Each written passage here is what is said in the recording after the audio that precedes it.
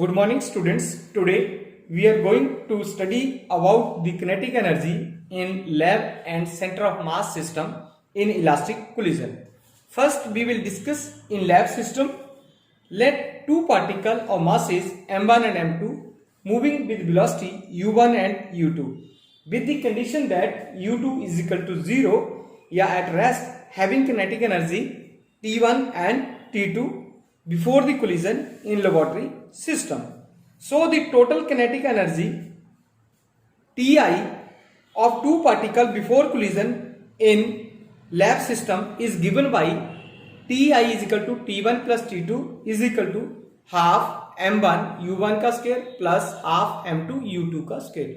Then we can get Ti is equal to half m1 u1 का square. अब u2 हमने zero कर दिया था, एट रेस्ट था, तो मल्टीप्लाई करेंगे तो वो क्वांटिटी जीरो हो जाएगी, वो टर्म जीरो हो जाती है. Then we can get half m1 u1 का square. If t1 and t2 we the kinetic energy of the two particles after collision in lab system, then the total kinetic energy tf of two particles after collision in lab system is given by, initial भी बोल सकते हैं और final भी बोल सकते हैं हम, टी आई और टी एफ बिफोर कोलिजन और आफ्टर कोलिजन हमने यहाँ डिस्ट्रीब्यूट कर लिया उनको. तो T F is equal to small T one plus T two is equal to half M one V one का square plus half M two V two का square. ये इक्वेशन नंबर 2 होगी. जो ऊपर थी T I is equal to half M one you one का square, वो equation number 1 थी. अब from the law of conservation of energy for elastic collision in lab system, वो क्या होता था before the collision after the collision energy जो थी कंजर्व थी. तो T I is equal to T F is equal to half M one you one का square is equal to half M one V one का square plus half M two V two का square. Let it be equation number 3.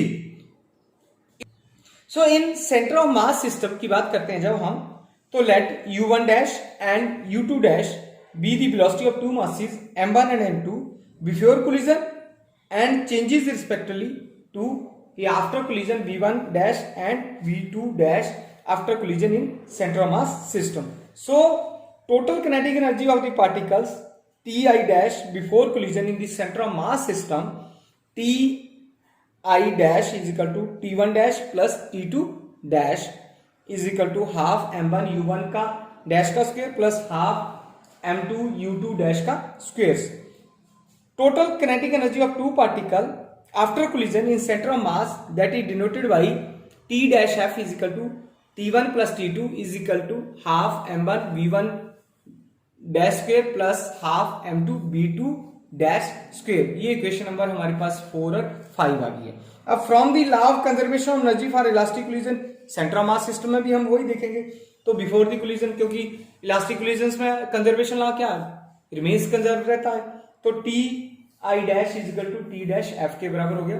तो half M one you one dash का square plus half M two U two dash का square is equal to half M one B one dash का square plus half M two B two dash का square. ये let it be equation number 6. अब हम क्या next देखेंगे, अब ये इक्वेशन तो हमने देख ली, अब हम रिलेशन देखेंगे कि initial kinetic energy in lab system और सेंटर ऑफ मास सिस्टम में क्या होता है. Before collision the total kinetic energy of the two particle lab system and total kinetic energy of two particle in center of mass systems are Ti is equal to half m1 u1 का square and Ti dash जो centre of mass system की बात की है हमने, half m1 u1 dash का square plus half m2 u2 dash का square. अब इन दोनों की मैं रेशियो लेता हूं, T1 Ti dash upon this is T F not, this is T I dash. Okay, इन दोनों की हमने जब रेशियो लिए तो then we can get half M one you one dash U one square upon half M one you one dash square plus half M two U two dash square. अब ये कर लिया और उसके बाद सिंप्लीफाई कर लिया मैंने. सिंप्लीफाई करके क्या आ गया मेरे पास, एम वन यू वन का square upon M one you one dash का square plus M two U two dash square. अब since u1 dash is equal to u1 dash यानी मॉडुलस में ले लिया. अगर मैं वेक्टर फॉर्म की बात करता हूं इसको, अगर मेरे पास वेक्टर फॉर्म ले लेता हूं इसको मैं, तो मॉडुलस ले लिया इसका भी vector form, then we can get m1 u1 upon m1 plus m2. Similarly U2 के लिए मैं कर लेता हूं m1 U1 upon m1 plus m2, ये हो गया हमारे पास। अब फिर रेशो है मेरे पास Ti upon Ti dash F, वो किसके बराबर होगी, वैल्यू पुट कर दी मैंने, वहां सिंप्लीफाई किया मैंने, सिंप्लीफाई करने के बाद मेरे पास क्या बचता है m1 plus m2 upon m2, अब m1 अपॉन m2 प्लस 1 बच गया मेरे पास। अब ये क्या हो गया कि as we know that m1 plus m2 plus 1 greater than 1 होगा। अगर मेरे पास जो रेशो है m1 और m2 की 0 भी आ जाती है तब भी वो ग्रेटर देन 1 रहता है, क्योंकि m1 और m2 जो है वो कभी भी 0 नहीं हो सकते, तो कोलिजन ही नहीं होगा हमारे पास। तो then Ti upon Ti dash is greater than 1, या मैं ऐसे भी बोल सकता हूं Ti dash less than Ti। It means that the total kinetic energy of the colliding particle in centre of mass system is always less than that in lab system during an elastic collision between the two particles. So the difference of the kinetic energy in two system, that is Ti minus Ti dash F, goes to the center of mass as its kinetic energy, that is the T center of mass. Next है हमारे पास relation between kinetic energy in center of mass system. In center of mass system, the particle m1 has velocity u1 dash and particle m2 has velocity u2 dash before the collisions. The kinetic energy of the incident particle m1 is t1 dash is equal to half m1 u1 dash square.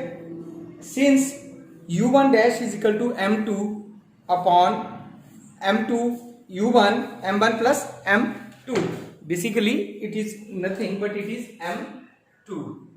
Okay, then the T1 dash is equal to half m1 m2 square u1 का square upon m1 plus m2 का whole square.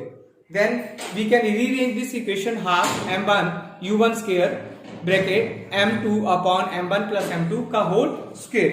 Then we can get the result T1 dash is equal to m2 upon m1 plus m2 in का square into Ti. So this is the equation number 8. Similarly, the kinetic energy of the target particle of mass m2 is T2 dash is equal to half m2 upon m2 half, it is nothing but it is m2 m2 u2 dash u square.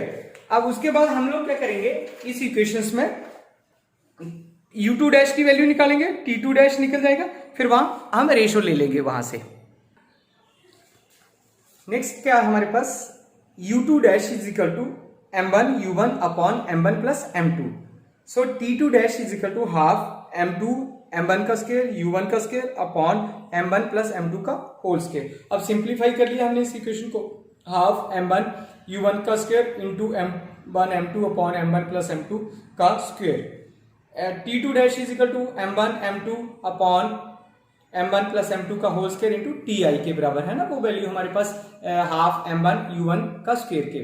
So we can divide this equation T1 dash upon T2 dash is equal to m2 का square Ti upon m1 plus m2 का whole square into, अब वो value नीचे थी वो ऊपर चलेगी, m1 plus m2 का whole square upon m1 m2 into Ti। अब जो चीज कैंसिल होती है वो हमने कैंसिल कर दी, m1 प्लस m2 का होल स्क्वायर कैंसिल हो गया, Ti से Ti कैंसिल हो गया, एक m2 से m2 कैंसिल हो गया, तो हमारे पास क्या बचा है m2 upon m1. So T1 dash upon T2 dash is equal to m2 upon m1. So we can conclude that from this equation, from this results, that the initial kinetic energy of the colliding particles are inversely proportional to their masses. क्योंकि m2 upon m1 है, उल्टा आ गया, देखो t1 upon t2 से inversely proportional to their masses. Hope you enjoyed this lecture. Thank you very much.